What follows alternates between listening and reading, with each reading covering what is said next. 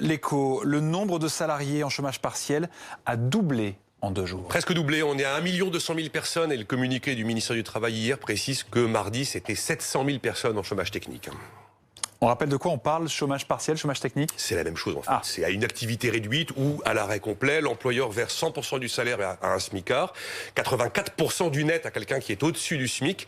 Et sous 15 jours, si tout va bien, il est censé être totalement indemnisé par l'État et par l'UNEDIC. Et l'objectif, c'est d'éviter les licenciements et l'explosion du chômage. Mais ça va durer combien de temps? Le temps du confinement? C'est 6 mois renouvelables. 6 mois renouvelables, ça durera le temps qu'il faudra. Donc voilà, c'est du quoi qu'il en coûte. Et aujourd'hui, on est déjà sur une estimation à 4 milliards d'euros. Le gouvernement avait dit qu'il voulait que ce soit plus simple, plus rapide, et pourtant, il y a des entreprises qui disent qu'elles ont des refus. Visiblement, il y a un petit retard à l'allumage. Il y a le discours très volontariste de Muriel Pénicaud. Toutes les entreprises, tous les salariés, quelle que soit leur taille. Et puis les directions régionales du travail ont peut-être un petit peu de mal à évoluer de la culture du soupçon et où on a tendance à dire non à celle de la bienveillance où on a tendance à dire oui. Après, c'est techniquement peut-être un peu compliqué. Donc le communiqué d'hier parle de 28 refus uniquement depuis le début de l'épidémie. C'est pas du tout les informations qui remontent, que ce soit des entreprises de l'automobile ou encore du patronat des PME. Donc il faut que ça se mette en place rapidement car c'est la bonne solution pour éviter l'aggravation de la crise économique. Merci Nicolas.